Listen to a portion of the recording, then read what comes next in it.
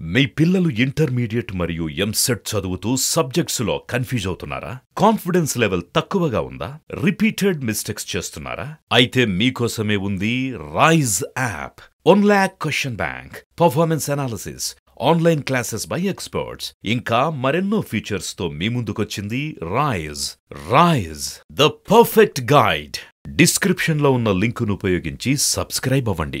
నారా లోకేష్ ఫ్రెండ్తో ఏపీసీఐడి over action చేస్తుందా?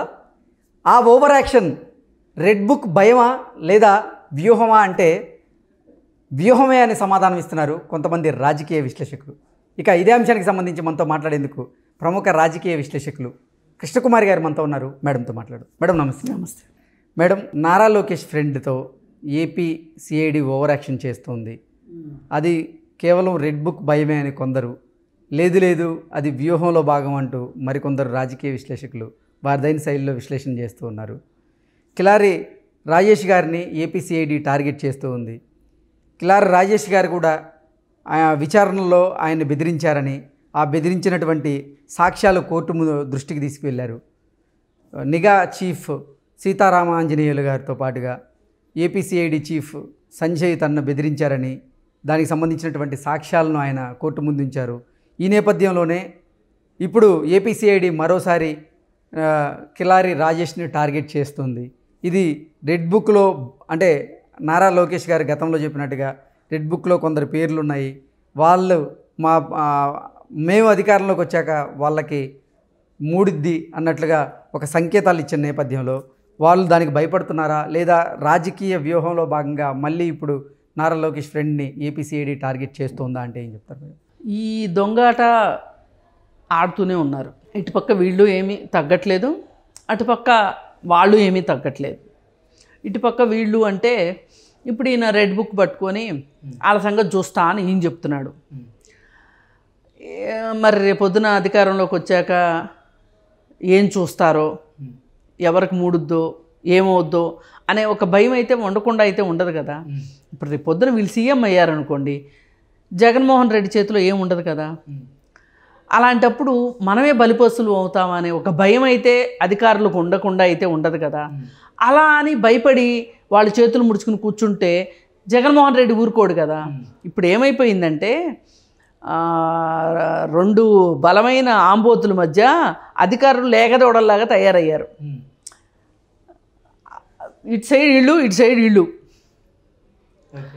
కాకపోతే ఇక్కడ అటువైపు నుంచి దొంగ కేసులు పెట్టమని, ఇబ్బంది పెట్టమని ఒత్తిడి ఉంది. అది సంకటంగా అధికారులకు మారుతుంది. ఎట్లా అని, ఎంతవరకని చేస్తారు? ఇప్పుడు పోయినసారి సీతారామాంజనేయులు కిలారి రాజేష్ని అరెస్ట్ చేసిన విధానాన్ని కోర్టు కూడా తప్పుపట్టింది. అసలు నీ దగ్గర ఏముంది ఇతన్ని అరెస్ట్ చేయటానికి? ఇతను ఏమన్నా ఉగ్రవాదా, ఇతను ఏమన్నా టెర్రరిస్టా, లేకపోతే ఏంటి? అసలు అతన్ని అలా నిర్బంధించే హక్కు నీకు ఎక్కడిది? ఏ లెక్కన నువ్వు అసలు అతన్ని నిర్బంధిస్తావు? నిర్బంధించి నీకు కావాల్సిన ఇన్ఫర్మేషన్ని తీసుకోవడం వెనకమాల అసలు నీ ఉద్దేశం ఏంటి అని చెప్పి సీతారామాంజనేయులను అడిగింది. అసలు ఈ సీతారామాంజనేయుల గురించి కూడా కొంచెం మాట్లాడుకోవాలి. ఇలాంటి అధికారులు మన వ్యవస్థలకి పట్టిన చీడ పురుగులు అని చెప్పుకోవాలి. ఒకవైపు నుంచి చెరుకులోంచి రసం రాజకీయ నాయకులు పీలుస్తూ ఉంటే వీళ్ళు వాళ్ళని ప్రోత్సహించటము, ఎలా పీల్చాలో చెప్పటము చేసే వీళ్ళు ఈ సీతారామాంజనేయులు లాంటి వాళ్ళు. ఇతని మీద ఇప్పటికీ దాదాపు అతనిది ప్రతిరోజు వివాదమే. అసలు వివాదం లేకపోతే అసలు నిద్రపోడు సీతారామాంజనేయులు. హైదరాబాద్లో పనిచేసినప్పుడు అంతే, ఇప్పుడు ఆంధ్రాలో పనిచేస్తున్నప్పుడు అంతే. అతను ఏం చేస్తాడంటే,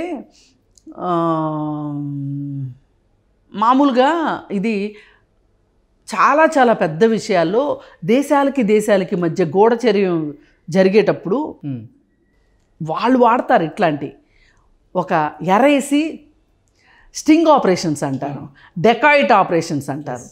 ఈ డెకాయిట్ ఆపరేషన్స్ చేయడం స్టింగ్ ఆపరేషన్స్ కన్నా ఎంతో కొంత ఒక మాదిరి అంటే మనం ఓకే అనొచ్చు. కానీ ఈ డెకాయ్ ఆపరేషన్స్ మట్టుకు చాలా ప్రమాదం. అంటే వాళ్ళే మనల్ని తప్పు చేసేలాగా ప్రవర్తిస్తారు. వాళ్ళే మనలో ఎక్కడో నిద్రాణమైన మనస్తత్వాన్ని బయటికి తీస్తారు. తీసి మనతో తప్పు చేయించి నువ్వు తప్పు చేసావు అని చట్టానికి పట్టిస్తారు. అసలు వీళ్ళు ప్రేరేపించకపోతే వాళ్ళు అసలు ఆ నేరం చెయ్యరు. అంటే ఇది ఈ వ్యక్తి నేరం చేయగలుగుతాడా చేయడా, నేర ప్రవృత్తి ఉందా లేదా అని దాన్ని బయటికి తీసే విషయం అన్నమాట ఇది డెకాయ్ ఆపరేషన్స్ అంటే.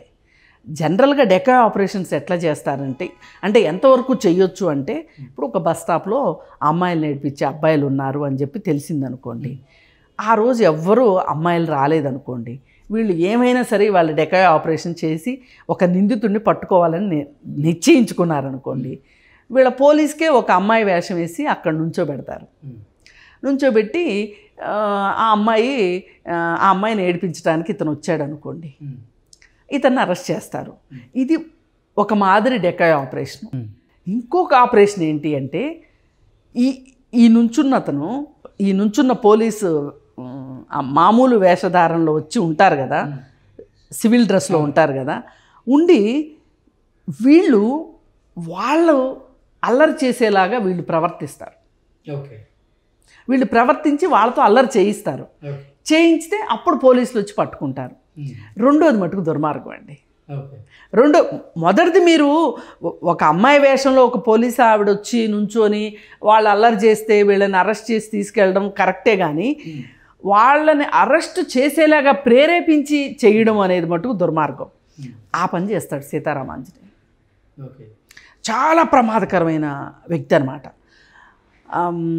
ఇతను ఇంతకుముందు నేరస్తుడిని పట్టుకోవడానికి మామూలుగా చేపలు పట్టడానికి ఎట్లా వేస్తాము, ఇతను అమ్మాయిలను వాడతాడు.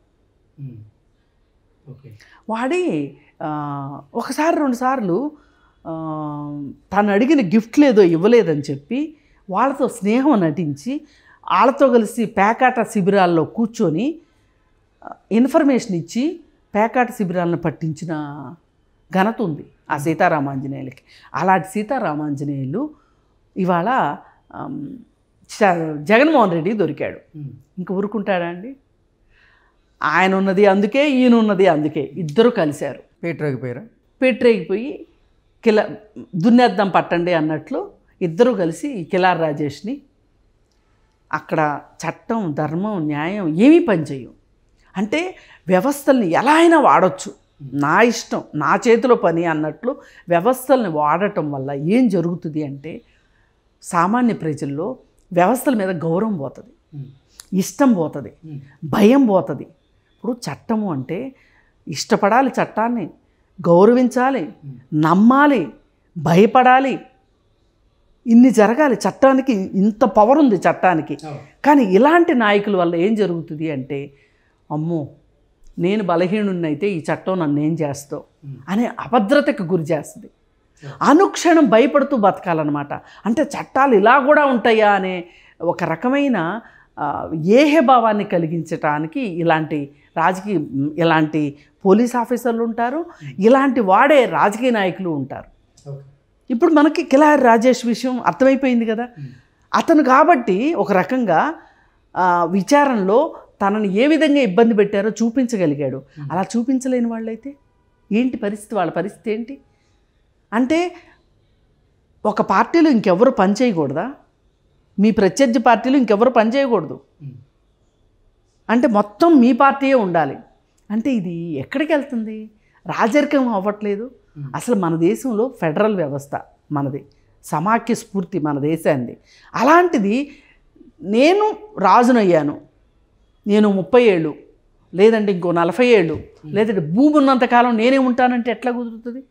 దానికి వ్యతిరేకంగా ఏ రాజకీయ పార్టీ డెవలప్ అవుతున్నా అవనివ్వకపోవటం, కుటుంబ సభ్యులు వస్తుంటే కూడా వాళ్ళని అణిచివేయటం, లేదు పార్టీలో ఎవరైనా ఎదుగుతున్నారు అంటే వాళ్ళని ఎదగనివ్వకపోవటం, అంటే ఎదురొచ్చిన వాళ్ళల్లా తొక్కుకుంటూ, తోసుకుంటూ, నరుక్కుంటూ వెళ్ళడానికి ఇదేమన్నా అసివి మీద యాగమా? కాదు కదండి, ఇది ప్రజాస్వామ్యం కదా. ప్రజాస్వామ్యంలో ఈ 2 రాజకీయ పార్టీలే కాదు, రేపొద్దున కాంగ్రెస్ పార్టీ పుంజుకుంటే కాంగ్రెస్ పార్టీ కూడా త్రిముఖ పోటీ వస్తుంది అక్కడ. లేదు ఇంకొక పార్టీ ఏదన్నా వచ్చిందనుకోండి, కేజ్రీవాల్ పార్టీ లాంటి పార్టీ, కొత్త పార్టీ పుట్టిందనుకోండి, నలుగురు పోటీ చేస్తారు. ఎవరు బలవంతులైతే వాళ్ళు. అది ఇది కాదు అనుకుంటే ఎవరన్నా సోషల్ యాక్టివిస్టులు కూడా పోటీ చేస్తారు. ఇప్పుడు ఇక్కడ హైదరాబాద్లో శిరీష పోటీ చేయలే, అట్లా పోటీ చేస్తారు, వాళ్ళు పోటీకి వస్తారు. ఇక్కడ భారతదేశంలో ఉన్నది ఏంటి?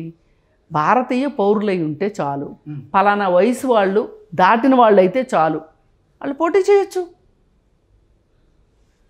ఎవరైనా పోటీ చేయొచ్చు. ఇప్పుడు మన ట్రాన్స్జెండర్స్ కూడా పోటీ చేయొచ్చు.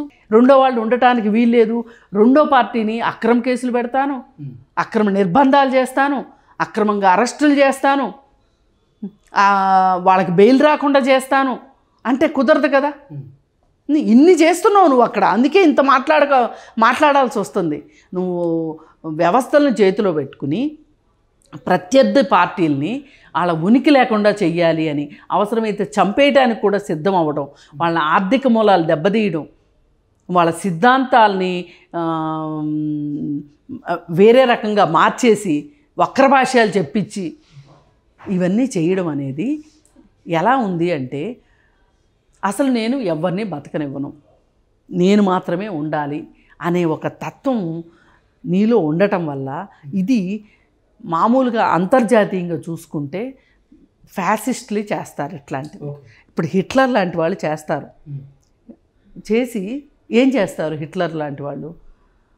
ఎన్ని రోజులు హిట్లర్ బతికున్నాడు? ఎన్ని రోజులు యుద్ధం చేశాడు? చెప్పండి. ఏదో ఒక రోజు ఏమయ్యాడు హిట్లరు?